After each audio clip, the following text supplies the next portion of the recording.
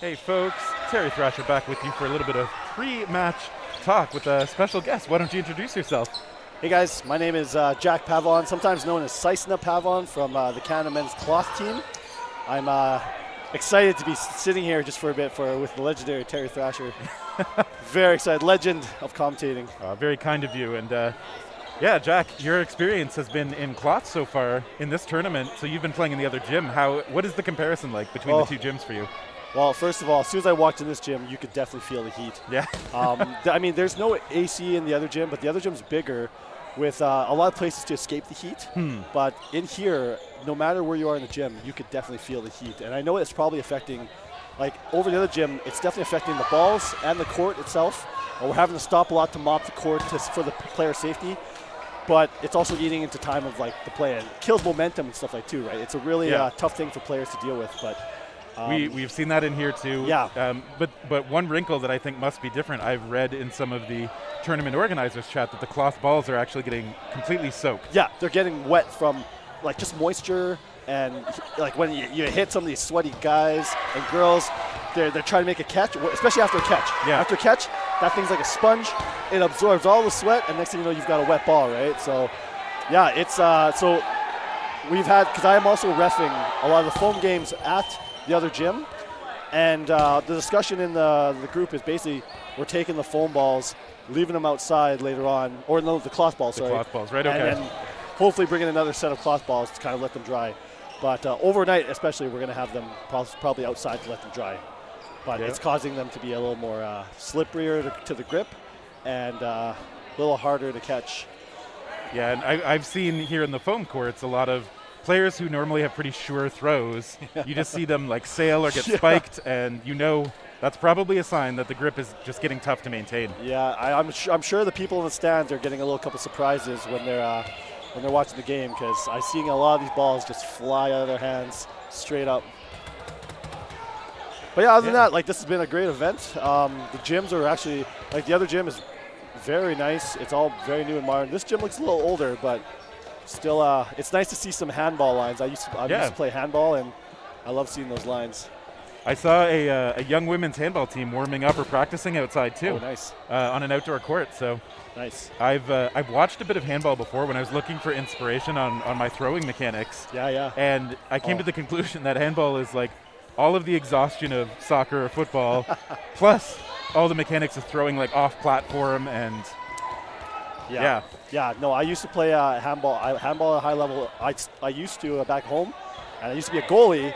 And the worst part about that sport is that as a goalie, like, you have to try to block guys that are jumping in to the court or into my crease, and you really just have to look like an idiot and just make yourself big, right? And it's a really interesting sport for a lot of people that don't know about it, but it's huge in Europe. Yeah. So that's why their courts are dominated not by basketball lines but by handball lines, right? And then how did you find that the handball experience influenced your dodgeball development as a player? Obviously the throwing has some overlaps. Yeah, well, as a goalie, I mean, it's not so much on my throwing. It's basically trying to catch the ball and get in front of the ball. But handball players, I feel, would be very good in dodgeball just because of the throwing mechanics, but also, and I think in cloth, the idea of like doing like suicides and stuff like that, it's very much a handball kind of movement. So I think it derives from that. But yeah, and I think some high-end players like Vince Marchbanks, I think, has a background in handball too. I wouldn't doubt it. I could definitely see that. Yeah. And I can see what you mean, that athletic background would transition really well to dodgeball. So. Yeah, absolutely. And how has your experience doing cloth been? What do you typically play at home? At home, just mostly because we don't have much of a cloth program. It's mostly foam. Right. But I was part of the roster for the 2022 Team Canada squad. I did not get activated, but practiced a lot with the team and got to experience it in Edmonton. I love the game. Yeah. I love the cloth game, mostly because where I'm from in Edmonton, Alberta, we play a lot of rubber, like 8.5-inch rubber, and it very much transitions. It's a very similar game with the transition, right, with the back and forth and cloth, and that's why I like it. And I would love to bring it more back home to like our city, but it's tough. Where I'm from, we've had to go through a lot of different ball types, you know. We started off with 8.5 rubber. We went to a 7-inch no sting ball, and then we tried to transition to foam. And now I'm trying to bring a cloth ball, so everyone's not really like, it's hard to change, But I know in the States, a lot of the tournaments that you guys have are all the different ball types. So you guys excel a lot in all the different ball types, which is great. Yeah, a lot of Americans have experience with those rubber balls like the 8.5 and the pinch divisions. Yep. Yeah. And I do see a lot of those players who have a lot of rubber experience making that transition to cloth with its inclusion in the WDBF championships. So I've done a little bit of cloth, like a season and a few tournaments, enough to really feel some of the differences. Yeah. And I know that my throw has had to change a bit when I've done cloth after years and years of foam. So how have you been able to adjust your throw between all the different ball types that you've got experience with now? Well, it's tough with me because as like a soccer goalie, my throw in cloth is more of like that tuck throw with an overhand throw like I throw in goalie. So kind of like that lever action that some people do? Yep. But I know that the biggest concern for people when they transition to cloth is trying to grip the ball properly. You have to really find your grips, and I know that a lot of people use like either the nipple or like the sublimation on the ball to kind of help them throw.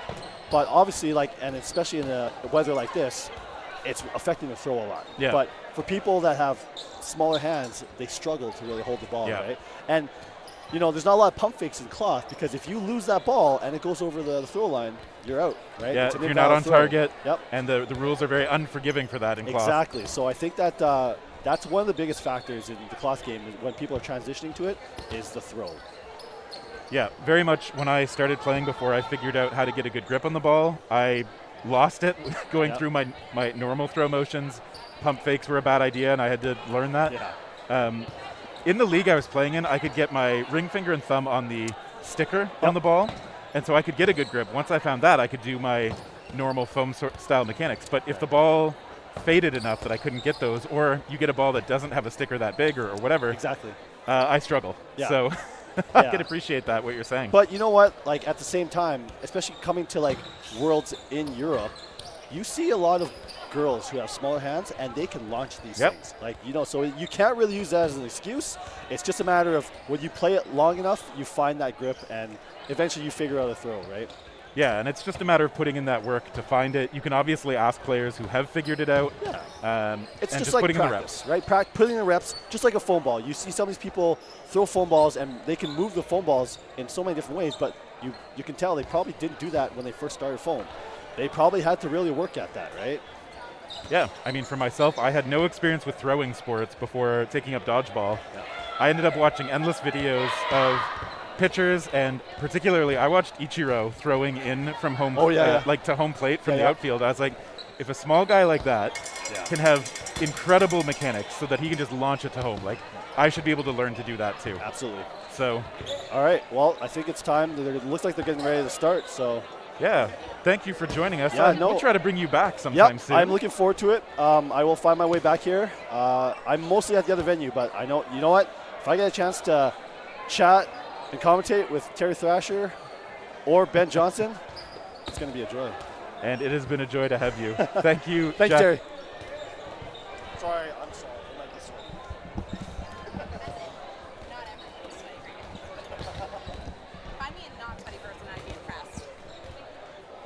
And with that, we're welcoming back Halen Sky. Hello, hello. We've got how can you not be excited by a Canada-USA women's match? Lots of history between these teams. Both gold medal favorites, I would say.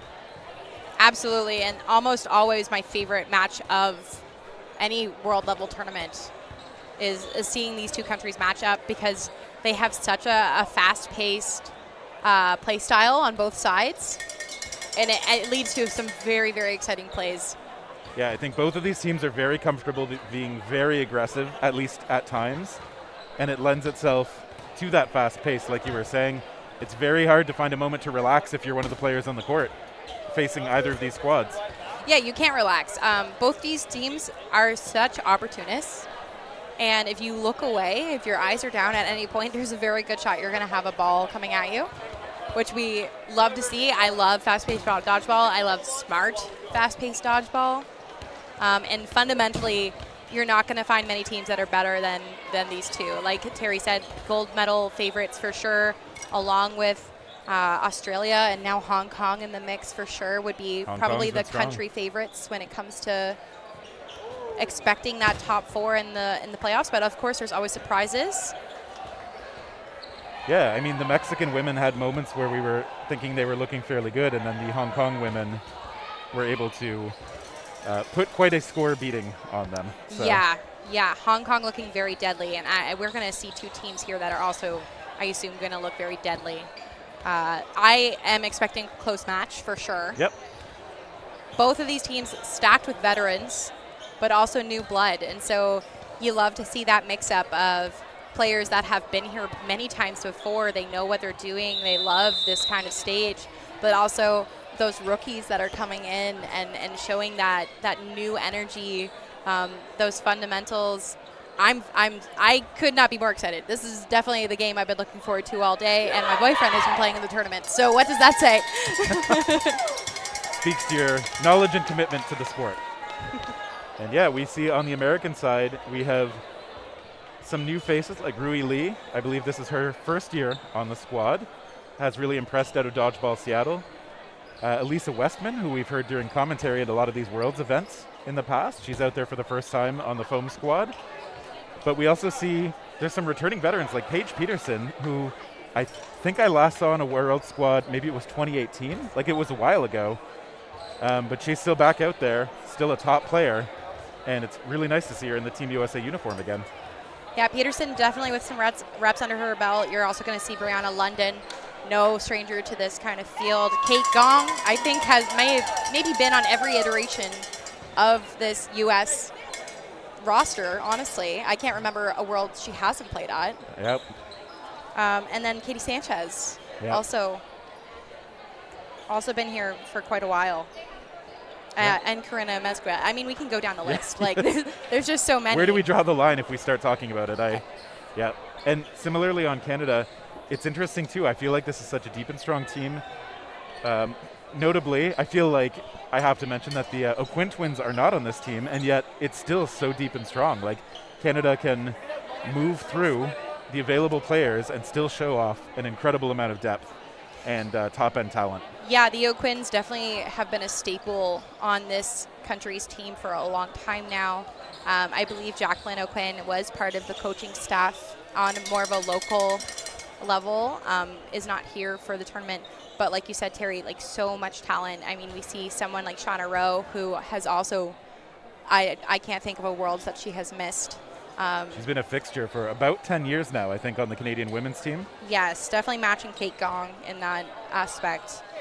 Lisa Mora definitely has several Worlds under her belt now. Same thing with Corinne Biron. Betty Mack, very fun transition, was the gold medalist on the mixed team for Canada last year, now making the switch over to women's. And again, there's just so much talent. Like, who do I go? Kenley Croft, of course, we have to mention Kenley Croft. Also a staple on this team for a long time. And then some first-timers, like Tiffany Wong, who's a veteran out of Nova Scotia, but first time on the squad. But how do you even call a player like that a rookie when they've been playing for so long at a high level? I believe Tiffany was on the original shortlist for Canada in the last Worlds program, but didn't get activated. Yeah. And so she is used to training with these women, training in this program, but the first time that she's been activated for Worlds. Yeah, so it's nice to see. We've got the representation from all over Canada. Yes, and as this lines up, we see Jocelyn Brewer, played in 2015. Yep. Played last Worlds and is here again. Has had a kid and has come back as strong as ever. Oh, yeah. I think there's something in the water. Veronica Baird, the same thing. They had children and came back stronger and better players. So those mom genes just coming in strong. That's right. I think we see Cynthia Lee, who I believe is new blood for Canada. Fantastic arm. And on the U.S., we're looking at Pandolfi, Peterson, Greco, Sanchez, Briones, and Amezcua. Greco, I know, a fantastic catcher. Yeah, that's another good point. There's so much strong catching on these sides. I tend to be thinking about the arms. Like there we see Brewer letting go that one of the most recognizable windmill throws, although already putting Canada down with one ball, so we'll see how they play it. Yeah, Canada getting excited, but U.S. going for Flanagan, which last World's MVP. Yeah, Jenna Flanagan was a monster in that tournament, helping this women's team get a gold medal. But I believe Paige Peterson is previously a World's MVP as well. That could be. I don't remember. Although there is another World's MVP, just not in the lineup. I believe Ashley Cook was on the lineup for this team. I know she's been playing mixed. Ooh, as we see a Ashley Cook, there. actually a great name to bring up as missing on this roster. She is not on the women's team this year, only on the mixed team. Okay, so she did just the mixed. opposite of Betty Mack and transitioned to fully just mixed. And there's the catch there's from the grab. Greco that I mentioned. You're going to see a lot of those out of her this week. And I love how she did it. She went low and was sliding and just kept focused on the ball. Big grab for Team USA, hoping to get that first point. Oh, and that's a double out of Rowe. And Oh, a and another catch catch. out of Bendolfi. And when I think about the USA, I think about power, and it comes to catch power and throw power. The fundamentals on this team are so unbelievably top tier. Yeah, they have so much athletic talent. And Canada, of course, no slouch, but we're going to see which style ends up on top. Shauna Rowe, as you saw, got that double on the kind of no-look left-handed cross court that she's well known for. Loves to throw crosses, as does Betty Mack, actually. But it's going to be a Mezcua who releases, and she is deadly. Mezcua with a giant arm. Yeah, she trains so well. It comes out on the court super well. She's able to get Brewer taken out. That shot is low from Pandolfi, and Rowe checking whether it's an out. Looks like it didn't get to her before it went dead on the floor. So stepping into that one toward Peterson. Ooh, Pandolfi dancing a little bit toward the back corner. She's fine. Yeah, she thought she fine. was a lot closer than she was. Yep. But as you mentioned before, there are a lot of lines on the court. So Yeah, a lot of color going on. You kind of have to drill it into your head. Orange, orange, orange. And so now you see the Canadians with a righty in Mack and a lefty in Rowe. They try to set up so that they can get those crosses easily, but Mack taken out. Yeah, the U.S. looking confident here in a 4v1, but if there's anyone who is comfortable at anchoring, it's Shauna Rowe. She evades 3 balls, has full control now. No balls on the opposite side to worry about. Let's see if she can connect. Goes for Mezcua, takes her out. Got her hands on it, but couldn't take it all the way, and that one pops up, is caught. Greco secures another and takes that first point for Team USA. And anytime you're throwing at Greco, you can't put it anywhere on her chest, I don't think. It's she's one of probably the best force catchers I've seen personally. Very, very solid at it, and you saw it with 2 grabs in that first point on some good arms. Yeah, that really is a momentum swinger. There are people that say catches win matches. I'm not the biggest fan of that saying sometimes because I think it's a very high-risk play. Yeah, but you can't disagree. It rhymes. Yeah, but it is definitely a momentum swinger for sure. And it's a 2-for-1 deal, right? Definitely. 1 out, 1 in. Henley Croft out there, who's been a fixture lately, and they get Greco this time. Yeah, Brewer, very tricky throw from the outside. Yeah, Brewer, maybe the most formidable windmill on this Canadian team these days. Although it's hard to say. Flanagan's got a crazy one too. So we see a lot of that from a bunch of players on both sides. Yeah, Peterson definitely known for her windmill as well. Mack Ooh. going in with an aggressive shot. Yeah, destroying that water bottle on the sidelines. Yeah. Get it out of here. The U.S. will not be hydrated. Okay, they take out Brewer. Mack's going to slide over for the corner. Sanchez is opposite her for the American side. Pandolfi in the other corner for Team USA. Big shot out of Lee. And Lee has those mechanics where her whole body gets sent into her fakes and her throws. They're very easy to see why she has power on those. And that is what you got to expect from Kenley Croft. She's going to be fast. She's going to take an aggressive shot, and she's going to get out of there. Yeah, and you see how fearless she is with it, too. She knows the shot's coming back her way, and it doesn't change her plan or her approach. Canada getting a couple balls toward the USA side, but nobody hit. Betty Mack has been a high-energy player and a high-pressure player for Canada. Mezcua just releasing high. Peterson choosing and opting to not hold a ball on defense so far in this game. Yeah, it's always interesting to see how teams distribute the balls on defense or on offense as well. Maybe some tactics in who they think their best throwers for different situations are. Or just preference. You know, I think of someone like Cam Ranican, long-standing member on the men's team camp for years, and that man never wanted to hold a ball on defense because he's going for a catch. So maybe that's Peterson. Peterson probably looking for that too. She is a great catcher, so I wouldn't be surprised. She talks a bit with Mezcua about what the play is going to be. It's Peterson going all the way across. Flanagan is a target too, but they're not able to get a return shot onto her. Yeah, Peterson, I think, trying to go for that catch, squaring up on it, but just not getting it. Shauna Rowe, very often that player coming out high when there's only one ball. She's pretty good at it. Yeah, solid block. And now she gives up the balls. We see Lee take over in the middle. But these are two very experienced players left on the U.S. side, Sanchez and Mezcua. No strangers to the world stage. Yeah, they've been Team USA teammates before. See them make that chemistry work. Good block, good awareness by Mezcua, just seeing that shot come in. I would not be surprised to see a few aggressive shots from these Canadians. No, especially when you're in a 5v2 scenario. You're willing to be aggressive at that moment. You got the bodies to lose, but you also have the momentum of the point.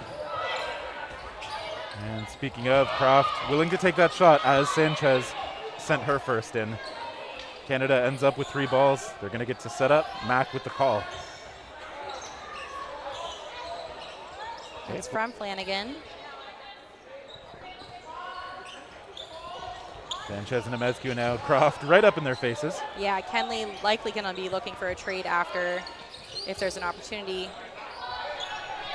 Kenley Croft, another one of those players, will fake underhand and go overhand or vice versa. To do it all on the run at near full speed. And I think that's one of the main things about both Canada and the U.S. and these top teams is everybody on this team can do anything. Yeah. No one is pigeonholed into a certain position or, you know, have like a specialist per se. They're all very versatile. They can all do it. Yeah, it feels like everybody's at least a 7 out of 10 in just about everything. You got to be. Yeah. If you want to win a gold medal. No room for specialists up here. In this rarefied I mean, unless air. you're a really, really great specialist. Things have slowed down a bit, as you'd expect, I think, if you're the Americans with just 2. And they're confident in their throws and their catches. So. Yeah, I actually really appreciate what the Americans are doing here. They're playing patient. They're playing smart. They're willing to let Canada throw 5 so that they can maybe make a plan here. And they have lots of time on the clock, and they know that. So there's no reason to rush, get impatient, make mistakes, because in these kinds of scenarios. Sanchez played it well, but that ball popping up a little too far away. She almost had it. That was a really valiant effort. Mezcua's got a great arm. She can afford to throw from pretty far back if she needs to. For sure. Sending that one a little bit high. And you can see her wiping her hands on her knee pads. It is hot in this gym. Okay, and Canada finds her, closes it out. They tie it up 1-1. Karina Mezcua just overwhelmed a bit at the end by the sheer numbers on the Canadian side. And yeah, so far it's a nice and close match. Yeah, I would be surprised if this game ends up like being anything other than a back and forth match for sure.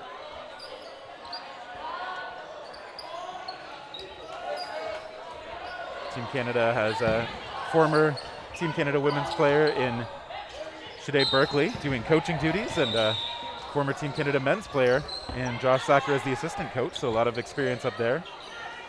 And I believe on the American side too.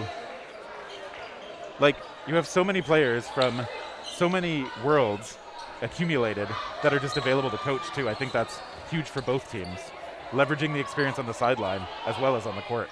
Absolutely, and you need people with the education and the experience. Brianna London taken out early. I'd like to say that's a good target, but again, who is like your prime target on either of these teams? There's so many strong players. And on the flip side, there's no bad target. Yeah. There's nobody that you're like, oh, let's save them until the end. They're all threats. They can all do it. And noted, Jess Gray entering the game for Canada, captain and previous veteran as well. Very, very accurate arm. Also an accurate arm. Penfoldi.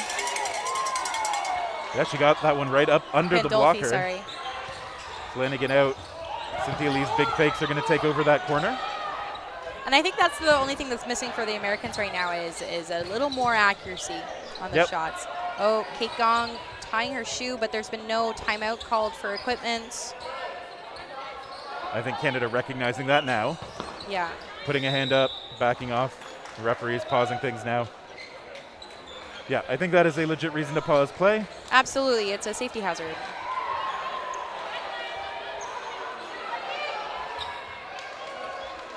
And all the players on the back line, they are setting up. Americans coming to the line. Temescua letting that go. Mack attacks. But Sanchez. Great counter. Lees drives two players to the ground with one fake. The score is 1-1 for our viewers at home. We are working on that scorecard. Yeah, I'm not sure if it shows up on the stream, but the TV that has typically been displaying those is off. Something's not working. Ooh, Sanchez grazed. A big problem we've actually been having in the venues is our tech is overheating due to the excessive heat warning. Yeah, it is a bit of a challenge to keep everything cooled enough to keep working. Ooh, Pandolfi's shot coming close, but Rowe light on her feet. And the ball bouncing just in front of her. Okay, and it's Temescua this time, taken out by Gray with that accurate throw you were talking about. Cynthia Lee standing guard over that ball, but it's going to roll out. I think that's Kira Monroe doing ball retriever duties for the Americans.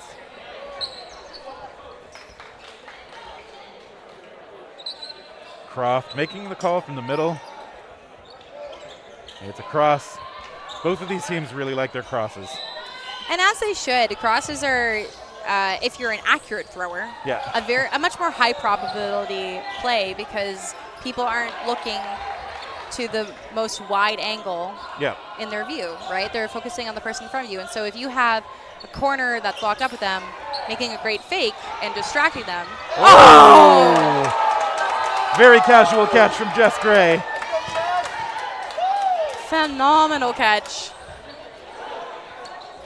Canada with 5-on-1, gonna look to pull it up. There's a catch in response. And Kate Gong does the same. Brianna London, who didn't get to do much in this point, she's back out there with some space to operate now. And they take out Gray. Gong definitely feeling it right now.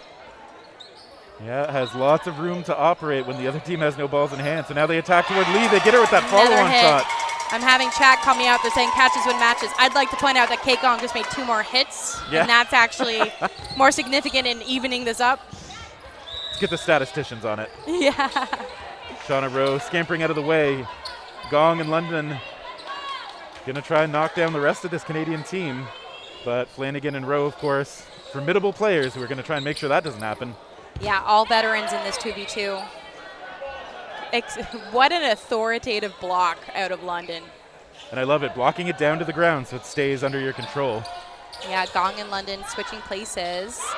Okay, look at that. They're doing so well at crossing up those throws on the targets. And this is the accuracy we wanted to see. And Gong now with 4 limbs on her name in this round. Okay, and they take out Rowe. After that catch by Kate Gong, it's all throws. Thanks, Terry. Thanks for pointing that out. I mean, but the catch set it up. The catch did set it up, and of course we have to acknowledge that London being there applies pressure. It opens up opportunities. It makes the game. I get it, guys. Catch is 100% valuable, but I'm just saying it takes more to win a match. Yeah, I think it's very hard to rely on catches at this level of play as your main strategy. Absolutely. But if you rely on any one particular skill at this level, you're not going to win. It's not a valid strategy. You have to have the entire game, and we are now seeing a change up from Canada. Corinne Baran and Lisa Mora entering the game. Yeah, we haven't seen them yet in this match, but we've seen them a lot on Team Canada in the past. Ooh, we're going to see Lisa Mora on the sideline, I guess. Yeah, and you know what? A valid strategy from the U.S. If I see a new player coming in and you can hit them first, they're not going to get warm. They're staying cold. Yep. And sometimes you can build frustration in people. Even though everybody here is a top player, sometimes folks still get frustrated when they don't have room to operate. Absolutely. Mental game is so important. But Mora already cheering her team on. That's not going to shake her. And, okay, it's just a little light back and forth. Canada sets up again. They bring forward to the line. That one pops up and away. Yeah, great placement from Baran, putting that on the shoulder of London, making it a much more difficult catch. I don't know who has the alarm going on in this gym. Yep. But it does sound like a fire alarm, and just so you guys know, it is not. Yeah. It's not even just a straight up heat alarm. It's it's a cheering alarm. Raising the temperature of the spirit. I don't know how I'm going to save that one. Never mind. The Americans to the line. There's an attack toward Flanagan. Gets under it. Biron gets a ball, and look at that. It's a split call. Biron the one to throw it. Sanchez survives this time. Canada's going to keep 3 balls on defense. Yeah, a conservative play from Canada, and I like it because they're down players. You know, it's going to be burden on the Americans to throw. This way they can set up for a defensive attack or just have more blocking ability. Oh, perfect shot by Shauna Rowe. Sanchez looks like a touch of frustration after getting clipped on that one. Okay, and there's Canada doing their own work with 2 balls on the target, and Meskua heads off.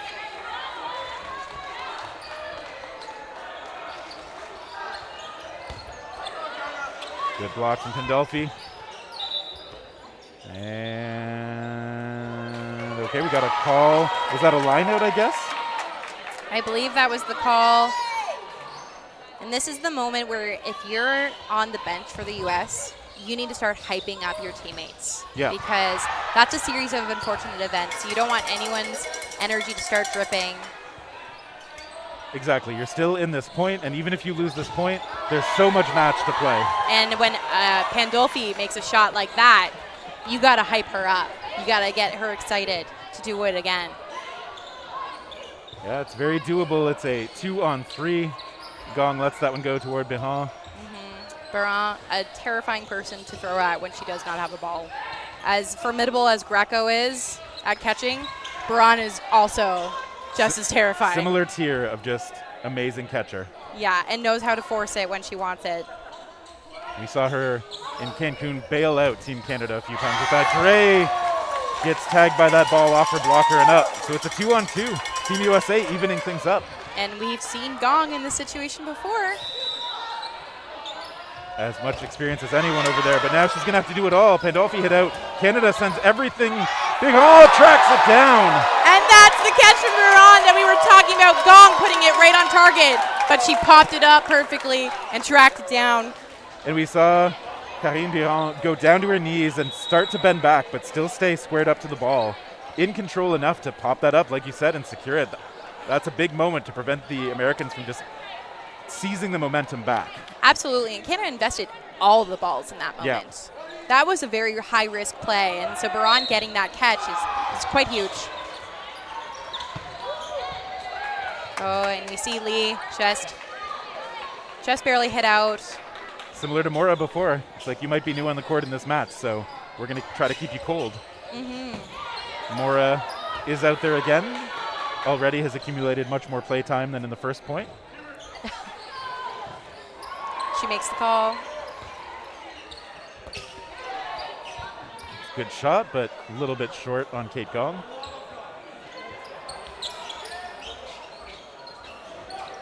Oh, and a great shot from Brewer and a catch from Croft. Croft doing well to react to that scramble shot. And you have the ball popping up out of reach for London. And the U.S. in this situation again, at almost every single point, they've been playing down bodies. But they've been showing that that's okay. They can deal with that. They're not panicking. Oh, beautiful cross court. And Brewer, that underarm has so much curve to it, everyone. It spins, it curves. You always think it's going to miss you, and then it curves right into where you are. Yeah, I attended a workshop that Jocelyn Brewer and her father, who's a softball pitching coach, they put on. They leveled up my underhand game by a lot. Did you have an underhand before that clinic? No. Okay, so it was a lot. Yeah. Would you say you have a serviceable one now? I think it's okay. I can actually, thanks to Jocelyn, I've learned to curve it similar to her. Okay. It's actually easier to curve on an underhand, I find, than an overhand shot. Having said that, I cannot figure out how to get my weight transfer in there and get the power on it that she does. So, still to come, I hope. Definitely a skill to be built. You can see how she sends her whole body forward on that one, although it was off the mark. Team USA back on defense as the Canadians come up. It's Flanagan attacking, getting through the blockers. What a strong throw, just breaking that block. And so now it's in Mezcua against 5 Canadians. But yes, she says, that did get me. That got my hair. I thought she was clean from my point of view, but... Yep. But that's one of the things I love about so many of the players in this match. Like Karina Mezcua just showing just how honest she is, as you should be as a dodgeball player. Yeah, these players have a lot of respect for each other. They often see each other. They play each other at this stage. They're familiar with each other's names and faces. A lot of them are friends. A lot of times some U.S. players actually travel up to Canada and play with these players. I know Mezcua has come up and played with Reckless, which has a lot of the Canadian women on their team in Toronto. And conversely, when the players of Shred came up to the Toronto tournament, Bihan was playing with them in the mixed division as well. So yes, it goes both ways. And yeah. They aren't just competitors, they're also friends. Yes, that's right. And I think sometimes, especially if you've played against someone a few times and you really like their game, when you then get a chance to play with them on a team, that can be a really nice moment. And you always tend to learn from each other. Yeah, fully agreed. The dodgeball scenes are fairly different. There's stuff you can learn about specific mechanics to do in the matches or specific approaches to situations that might be a little different. Both teams making a wise choice. There is a conversation between the coaches and the refs, but the assistant coaches taking each team to the side, taking this opportunity to talk about the game, how they can adjust, what they need to continue, what do they need to change. Yeah, I wasn't sure if I saw a timeout called.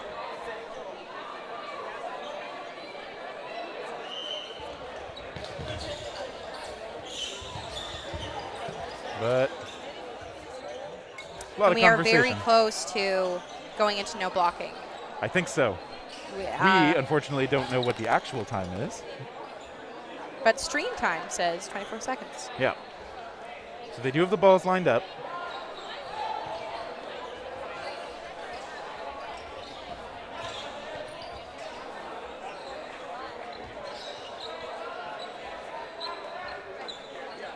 It does appear that the captains are in the conversation. Maybe looking for a rule clarification on something. Yeah, this is now longer than a timeout would be, so I think there's something match logistics or rules related causing the convo. For sure.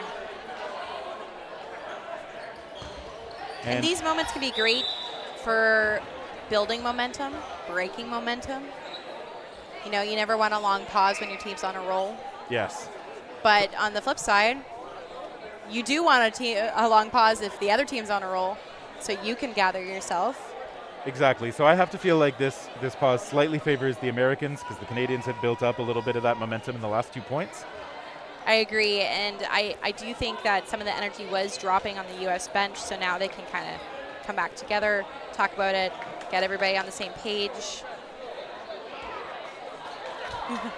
I hear a "Go Refs Go" chant behind us. We love to hear that. It is a thankless job. As long as the players have, the refs have a longer day and often lose their voices on day 2 or 3 and have to keep going for the rest of the tournament. Yeah, you really have to project when you're a referee, and you can hear how ragged some people's voices are, especially if they happen to be refereeing and playing, if they're vocal on the court as a player. It all it's kind of multiplicative. That's a great point. We have it a little bit easier because we have a microphone. Yes. And can keep ourselves at a reasonable level. We try to. Try to. Sometimes we break the mic. My bad. It happens. Guys, I fully did not believe that it was me. I thought it was a tech issue, but no, I've been informed it is me breaking the mic. So I apologize for your ears. Clearly, we just need better mics then to handle you. I don't know if any mic could handle me. I behave myself when I'm in this commentator seat, for sure. And the conversation is ongoing. You see both teams whipping out fans, handheld, rechargeable fans, to cool themselves down.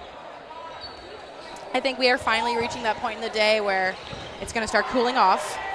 My watch claims it's down to 31 degrees. Oh, what a relief. Yeah, it is 6:48 local time, PM that is, 18:48. And it has barely cooled off here. Which means it's mid-afternoon in Canada. Yeah, so hopefully we've been able to get a lot of our North American fans for this match watching. Yeah, the U.S. obviously would also have similar time zones. Okay, and after all that, bearing in mind that we have no idea what all that was about, we moved into no blocking. And maybe that was discussion. Maybe it was, hey, there's 24 seconds on the clock. Do we go into no blocking or do we play it out? Yeah, there have been some interesting rules updates that we'll share with you toward the end of this match regarding going into no blocking. Canada playing it cautious. Look at that, everybody just kind of threatening to throw. Lots of fakes, and Brianna's unfortunately stepping on that back line, frustrated with herself for sure. Never how you want to go out in a game like this. Exactly, it feels like a freebie for the other team. What do we feel, Chad, about line bios win matches? Yeah, it doesn't rhyme, but lines all the time, I don't know. We'll figure it out. Yeah, we'll work on it. We're workshopping. Okay, 4 balls for the Americans. They've got the strength, obviously, to hit players out. Let's see how they go. They go toward Flanagan, who realizes she did get the back line. And now I would like to point out to chat, both outs in this match so far have been due to the line. Statistically, 100% of the outs for both teams. Oh, London barely staying alive. Great dodge. And I do want to point out, too, the assistant coach and a teammate did kind of make sure that Flanagan was not beating herself up after that. Ooh, big shot. There's an actual hit as Brewer takes London down. Oh, we got a proposition from chat. Crossing the line puts you behind. Okay, I like it. Not bad. Oh, and a Mezcua nailing shot. Brewer. Yeah, Brewer often a very upright player and got hit in the feet. Bigon takes over that corner. It's Croft letting go, and now in the back pedal, an aggressive shot from Mora coming close on a Mezcua. I like it. I don't think Mezcua is looking.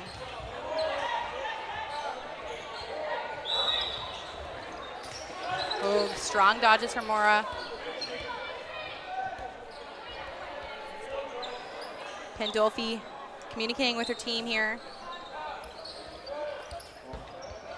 Bigon taking the shot. Okay, and a Mezcua looks toward Mac. And I like that choice of throwing at the player with the ball, especially when Baron's the one without a ball. Okay, Croft is countered, taken out. Great heads-up play from Pandolfi. Yeah, Pandolfi has done well to find moments for this. Now Greco's going to throw it. Okay, she tries to trade with Mac. Greco thought maybe that ball bounced, but she did check with the refs who call her out. Ref saying that regardless, they thought she touched the middle line. Okay. So that's 3 limbs from the middle line. Oh, Pandolfi almost bringing that in, but it is a hit from Mac. Biron kind of guards her teammates as that ball rolls back. Amezcua and Gong still out there for Team USA. Amezcua going low on defense, throws from her knees. She's very good at that, still getting great power and movement on the ball from that low position. Exactly. When I think about players who can throw their knees, I think of Amezcua. I think of Cook. I think of Flanagan. Very effective. Yeah, it's one of those slightly more niche skill sets, but they find ways to make use of it.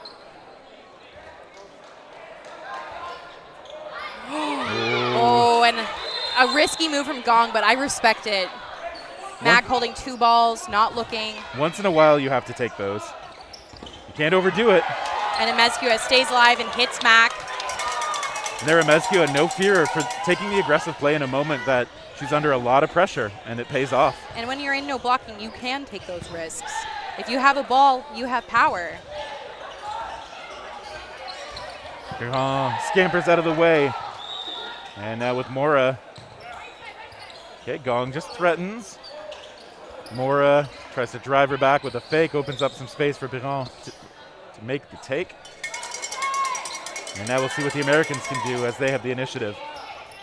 Mora attacks, gets a hit onto Gong, survives the return. It's a 2-on-1 for Canada. Great shot. She threw that in the middle of a jump to also put in the dodge. Okay, Mezcua just patient, ready to attack. We'll see if she gets the chance.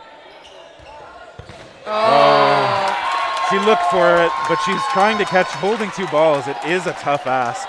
It was a tough choice, and I think Amezcua is such a strong arm that I personally wish she would have gone for the dodge and tried to throw the Canadians out. I think she has a very strong chance of doing that, but you know what? If she feels like she can catch Biron and she feels confident in that choice, then go right ahead. Yep. It's a high risk, high reward situation. It is absolutely one of those things that I feel like different players will have totally different ways to play situations when they're the last one on. I know for myself, I often like to kind of ask that question about, okay, given who's on the court, do I think I have a better chance of playing it patient and throwing everybody out? Or do I think I'm going to have to make some risky attempts at trades or catches because I'm worried about being thrown out if I give them too many chances?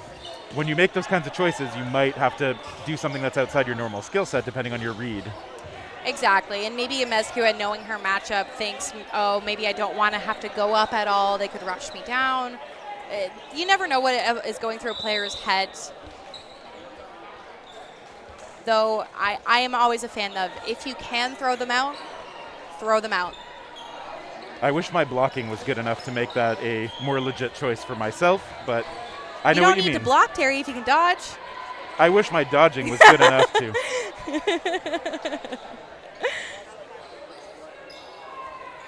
And you see Wincy out just fanning her teammates with her towel. That's some good support. Croft has her personal fan on her face. The Americans not looking that bothered. They've already finished their chat. They're ready to line up. They're ready to go. They have some of those paper fans on their side. They have some of the motorized fans as well. It's a variety of options available. Everybody needs more fans. I would love to see how much money this tournament has spent on fans alone, collectively. It is, I'm sure, significant. As you mentioned, we've had some of the tech overheating, so there have been some fans purchased. Within eyesight, we've got some GoPros that are being cooled slightly by a fan on the same mount. Absolutely. So when we think about this game, are there any things that you would change, you would adjust for these teams? Well, it always feels presumptuous for me to second guess teams like this. But of course, I have ideas. No. I think Canada's gotten away with being pretty aggressive with the throws a few times when they haven't hit. So as usual, I think if you're hitting those shots, go ahead, keep taking them. But now the other team knows, again, you're willing to take them. So I might err on the side of being a little more conservative with those and still threatening them. You know that the U.S. is going to respect those attempts. I agree. I completely agree. Canada definitely has given away more balls than necessary, but at the same time, it's working for them. Yep. So you can't criticize it too much. On the flip side, I actually think the Americans need a little more aggression. Yep, And I think so. I feel like it's shocking for me to say that because I've always traditionally felt that the U.S. team is a very aggressive team. Yeah. And I think when we saw, when we are seeing these players make their hits, it's because they're taking opportunistic shots. Are they being patient? Are they being intelligent with these choices? Absolutely.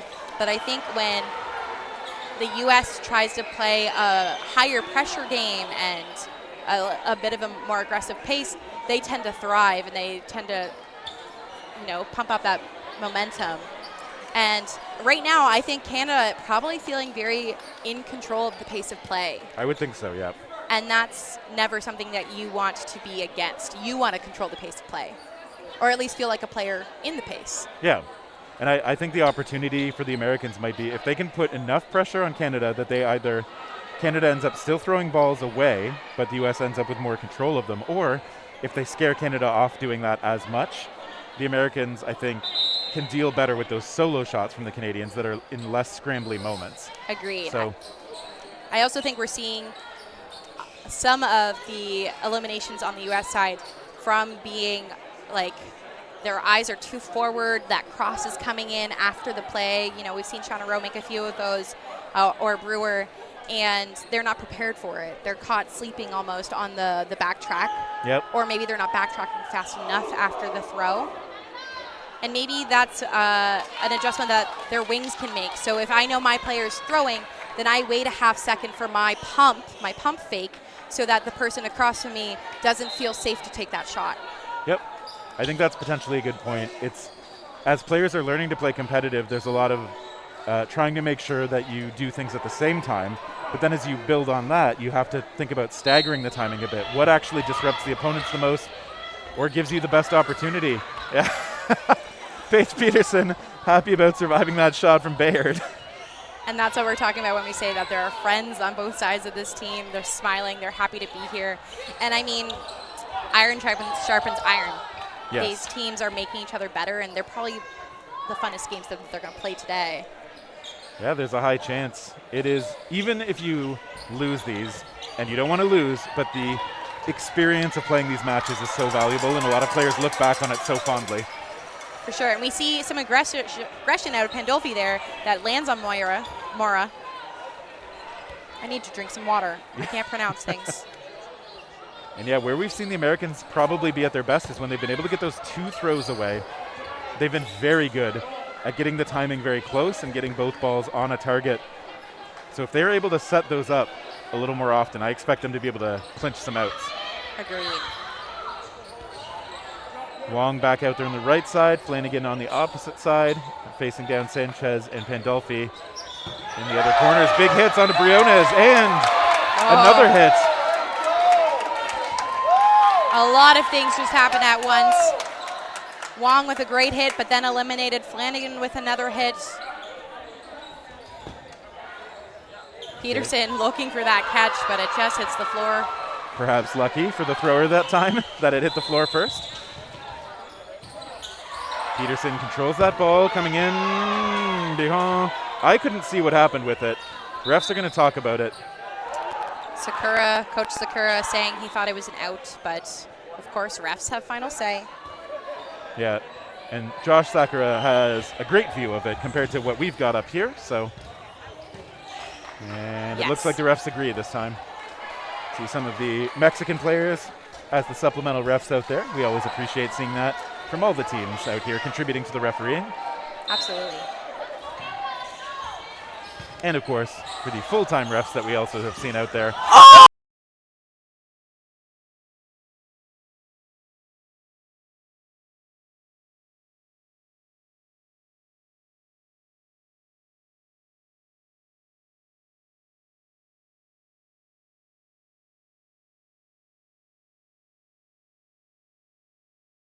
Croft Croft in aggro mode there and coming close, and yes, as you say, it is no longer an NFL football style come down with 2 points of contact. It is just secure the catch. And boy, did Peterson do that in midair.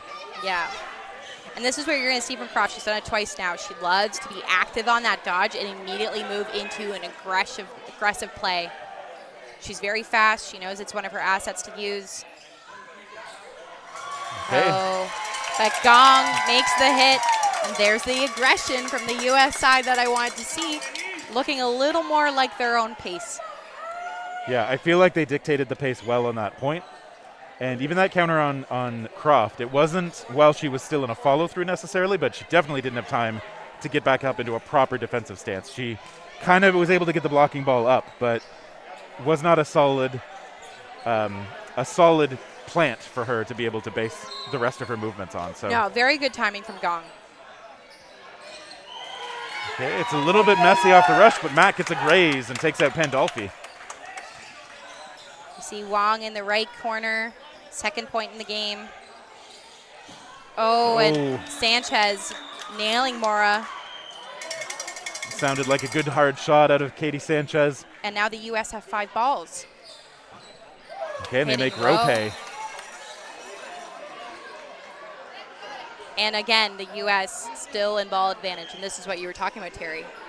Yeah, if they can take that ball advantage constructively away from Canada and just connect on some of those double shots that they've been taking, as they do there, getting Wong on the knee. Yeah, Wong calling herself out. A little bit of momentum building now for the American side. Canada forgetting a ball in the back line. They don't need that. I would argue, Terry, that they do. They do, in fact, need that. Okay, I can buy that. Okay, it's Peterson with her own windmill. There's a catch. Greco once again. Didn't matter that she had her own ball in hand. She was completely ready to make that grab, and Mac is on the sideline for it. Oh, and Barong caught in the slide, just getting her fingers. Veronica. And it's on to Baird. Okay. Oh. Peterson acting as if she's been killed. Okay, that was 2 for 2, and the third one was on the money, but Gong ready with the blocker. And if we're talking about a versatile player that's very strong at catching, Baird definitely up there. But well placed shot. Yep. Yeah, the snipe from Sanchez. And suddenly, it's a tied game again. Yeah, neither team's been able to get up by more than 2 points. So, very even, as you predicted, as we expected. You know what? I predicted an even game, but I don't think I'm going to be right on my score. I thought that it would be a 6-5 score for someone. I didn't say who. But it's already 4-4, and there's 14 minutes about left. So we still have lots of dodgeball left. It's a good thing Ben isn't with me because him and I have a deal now. Okay, we're scoring over and under on what we think how many points are going to be in a game. And whoever has the most points at the end, the other one owes them a coffee or whatever. Okay. Yeah. High stakes betting. I like it. You could be in on this too, Terry. Well, because gambling is a sin, I don't. I'm just kidding. Leave your bets in chat. I love that. Are we doing that this time? Absolutely. Chat, what do you think the final score is going to be? Please let me know. Stop enabling gambling, Halen. I don't approve of gambling. I approve of coffee. Yeah. I don't approve in gambling. I just participate in it. Okay, and so I think a timeout was called there for Canada to regroup a little bit. Good choice from the coaches. When you have 2 points go in the other team's direction, you want to break that momentum. Yep, this is a classic timeout use case. And so as you said, with about 14 minutes of game time. We see Lee come back into the game for Canada. Canada. Mac staying alive, That running. was a little messy on the run, but Mac manages to survive it, as you said. Sanchez wants to make him worry. And that's the pressure I want to see out of Sanchez. I want to see that aggressive pump fake every time. Yeah, she drew out the solo shot from Brewer and survived it, and then has time to attack, but now Brewer finds her. It's a great shot from Brewer. And she doesn't need to leave that back corner. She's so effective even from that distance. Fully agreed. Her shot has a reputation for getting on the money from back there if need be. Team Canada now to the line, hoping to whittle down this American side. They get a double. That'll help. A double from Lee. Great shot. Less of a whittle and more of a chunk play there. Suddenly it's a 3v6. They get through the blocker and a Mezcua. Make that a 2v6. Canada coming out of the timeout with their own momentum again, it seems. I wonder what... Oh! Hey, Max snares that as it went behind her and just didn't find the ground, I think. What did Berkeley have to say in that timeout? Yeah. Canada came out with some hype. Okay, and we get some confirmation, I think, from the Mexican players who were the back judges and had a decent line of sight on it. Personally, I think it was good. And it looks like the refs are agreeing. Excellent. Great ability to track the ball from Betty Mack. Now Pandolfi's going to have to face down a full 6 of Canadians. Yeah, Brewer calling Canada to reset. They're respecting Pandolfi. Yeah, and look at that. All those fakes get her moving, so she has no idea where the throw is going to come from. And then you set up, even though it was a solo shot, Pandolfi was kind of coming down from a jump, had to keep moving to stay light on her feet, had to do something to reduce the chances of those shots hitting her, but Canada able to come through in that one. Yeah, and that is a great way to bounce back from 2 points lost. For sure. So yeah, whatever words of wisdom Shade Berkeley had on the sideline, they worked. And what are we talking about now? Croft, maybe some kind of adjustment to the equipment. She is drenched down there. Who isn't? Team USA gets the ball a little bit quicker, but Amescua does not unload that shot. Greco's going to make the call from the middle. And Rowe is going to take the space away. Ooh, coming close. Ooh, Mezcua just tucking that knee. Shauna Rowe playing in the middle is a target. She gets taken out. Yeah, Pandolfi's ball. Finding that accuracy. Croft making a defensive call here for Canada. And Mezcua calling her own number on the shot. Just missing that one in the back towards Cynthia Lee. Oh, what a and grab. Peterson! She's been looking for that all game. Yeah, and there's a classic catch instead of the ridiculous one she had before. Peterson showing off that all-around athleticism here on the court. The grips on her. Rampage, I love that. Showing her sense of humor too. Yeah, she's having a ball out there, and that's all you want. That's all you want to see, high-level play and people having fun. Yeah, you can be competitive, serious, and fun. You can make all that work. Ooh. Oh! Flanagan. Amescua just not seeing that shot from Flanagan. And yeah, I think a lot of us who are used to blocking or catching, we're used to doing that on shots coming square at us. So to continue your point from before about those cross courts, Sanchez victimized by it. Another one, yeah. It changes the angle enough that sometimes you just get an extra edge as long as you can make those throws. And everybody in this game can. Good block from Mack. Mack, high energy player, popping up and driving the American side back.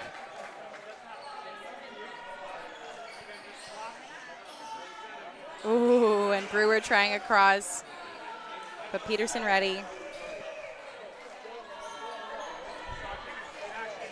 All right, Peterson going to get a chance to be one of the throwers. No, it's Gong letting it go. Brewer returns, and it skips off the ground. Yeah, it kind of looked like she was bowling there. Yep. Needed to release it a little bit later.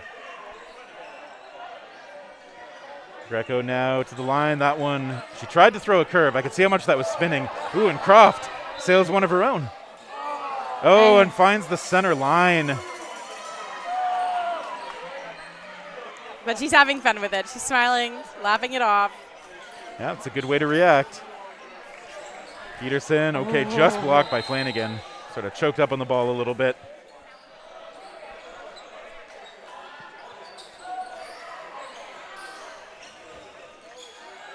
Okay, just one shot, Flanagan. Canada kind of covering their retreat. Peterson's going to make that call from the middle again. Oh, and Popping it's up. pop up. Oh, nobody goes for it. It was kind of far back. Might have been too hard to get. Definitely a risky choice, especially when you're down players. Yeah. But the reward. Think of the reward. I won't think of the reward, Terry. I'm thinking about high probability plays. I respect it. Peterson relaying the call again. This time it's gong, and Brewer is able to counter her, take her out. Even the player count? No. Mac was hit.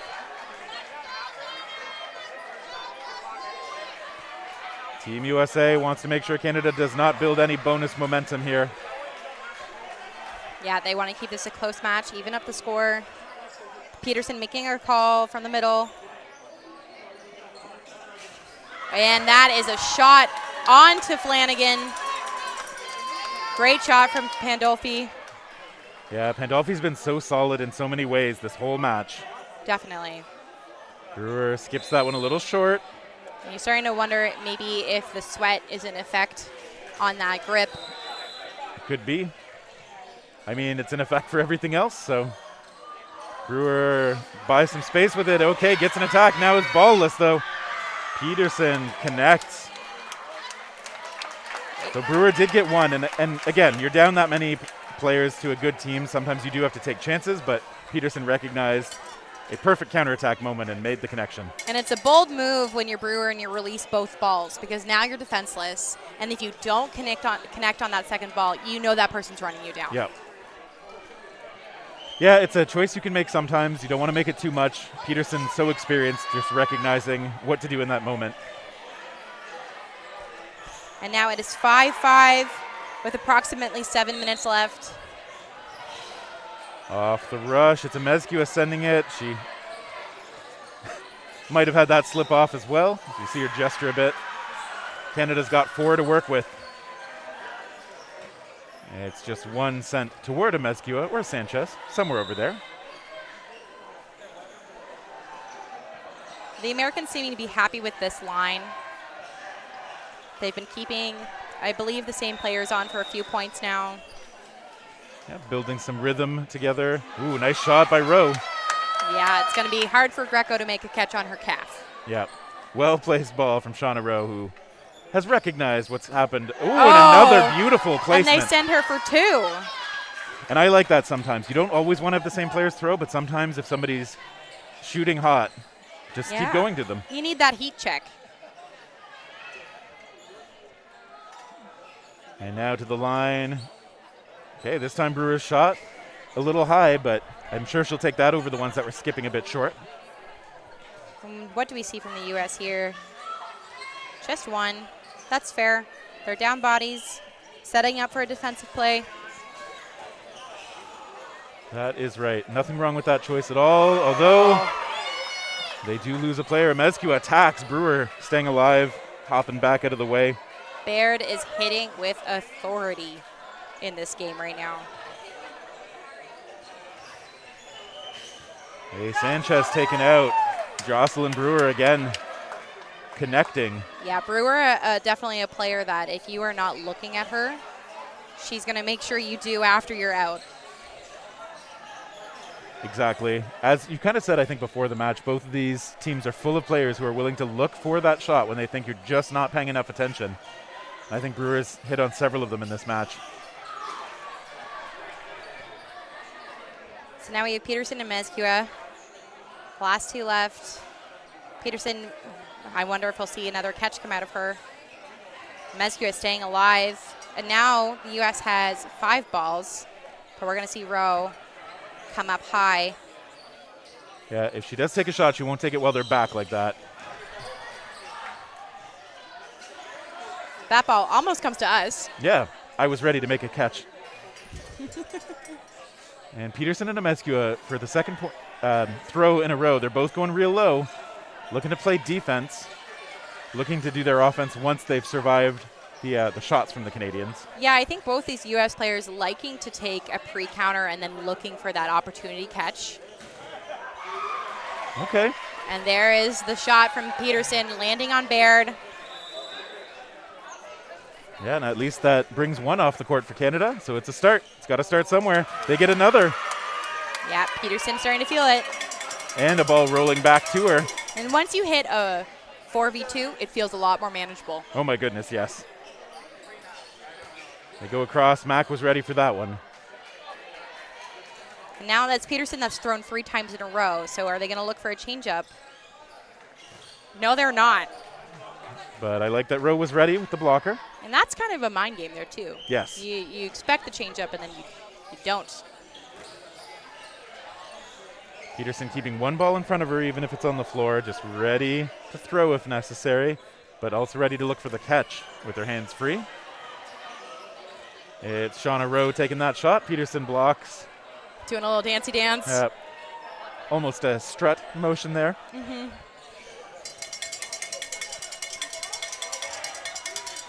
Ooh, and Rowe taking an aggressive shot at Amezcua. Oh, and Croft sticks that one somehow.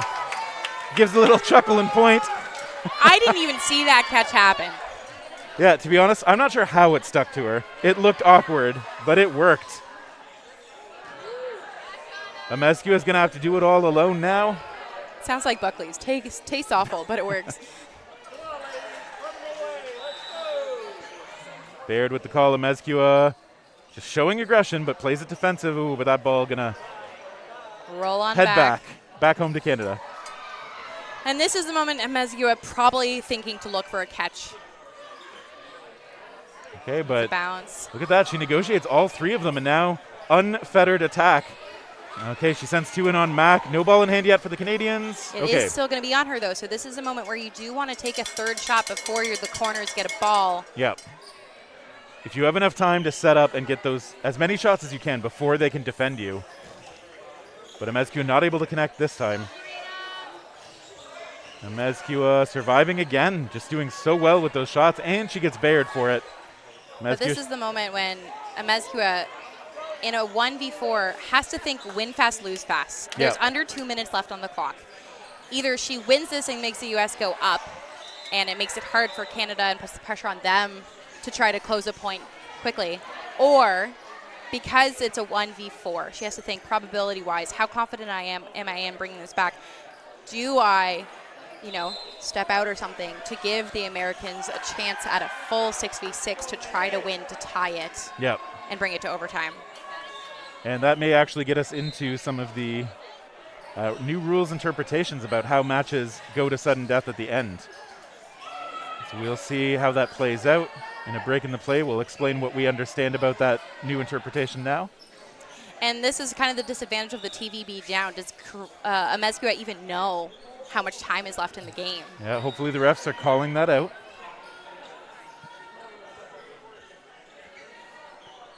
Amezcua, okay, that one's slipping out, going high. Croft finishes it off, and Brewer makes sure. And I know she doesn't want to get hit, but honestly, that's probably the best option for her team in this time frame. It could be, because my understanding now is that if a point ends toward the end of the second half, within the final 30 seconds, they will simply end and not go to no blocking now. The interpretation of the rule has been that it says that the point will transition, or the set, will transition from an active point into no blocking, but if the point is not active and it's in that final 30 seconds, they will just end the match. So. Yes, and that'll probably be a discussion here. Of course, we don't actually know what the time is on the ref's watch. Exactly.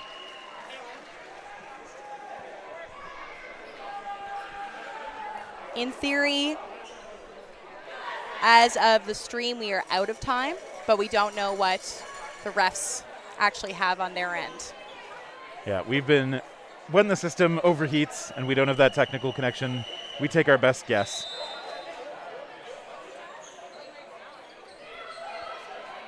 But I would like to point out, Terry, 5-6 right now. So if they did, for some reason, decide not to play another point, my prediction would be entirely correct. It would have been spot on. I would have only given you half credit because you didn't pick a team. That's fair. But I would still give you a lot of credit. I'll take a lot of credit. And here we see Del Rosario coming in for the first time in this game for the last point of the game. Gets the ball into Baird's hands. Peterson lets it go. And I'm not sure what's the stoppage here. But Peterson is called out, it seems. On a middle line violation? Or are they redoing the rush? We need to send Ben down there with a Yeah. mic. It looks like they're redoing the rush. Oh, was there a false start? Maybe that was the question. So we see one of the Mexican players, who is the back line judge, maybe saying that the foot placement on the line wasn't correct. Yes, okay. Well, I'm sure the U.S. is much happier with a reset other Well, than that. Depends if Greco is much happier with that reset. Yeah. Baird so strong on that strike. Well, that ball hooked around towards Sanchez and just kind of drew a bit of a 180 around her.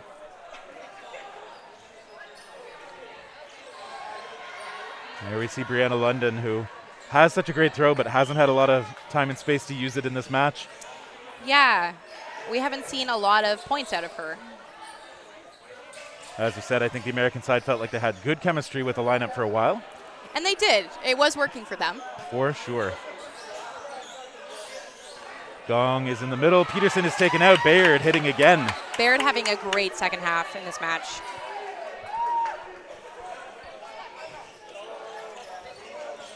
And yes, for those in chat, it does currently say that there is no time on the clock, but they are in regulation. This is not no blocking. We are having some technical difficulties, and so the refs have the time. Oh, and Baird tries to get it, but Pandolfi hitting with authority. Yeah, that sounded solid. Baird maybe thinking she had a potential play on the catch, but no such luck. Sanchez shoots one in toward Rowe. And now Canada coming to the line, and okay, Pandolfi. I'm not sure if she got hit, but she ended up kind of losing her balance out to the side, so. But maybe she gave up on her balance because she was hit. Yes, I think she was calling herself out and just. Oh, and we hear the time clock being counted down. Okay, so now I think we're actually going into no blocking. We see the signal from the referees. And because it's 6-on-6, or sorry, it's 6-5, it could get to a 6-6 tie if the Americans take this, or Canada could take the win with a closed out point here. And in round robin, we will not go into OT. Ties are valid scores. Playoffs, we would go into a 4-minute overtime if there was a tie game. Yeah, and a tie in one way feels like an appropriate result between these two behemoth teams. Absolutely. But it's also fun to see a decisive winner. I'm sure Canada would prefer to see a decisive winner since they're the only ones who that could be. Yeah, they definitely want to close this. If they were to tie, it would be a disappointment. I like that move from Brewer when she sort of sweeps her body out of the way of the ball and then just looks all casual, continues walking forward. Very Lets iconic. it go. Finds Sanchez. I thought that was a hit, yeah. Yeah, Sanchez just confirming with the ref. Yep. Always worth double checking if you're not sure. But we have Gong and London, both very experienced players left in this scenario.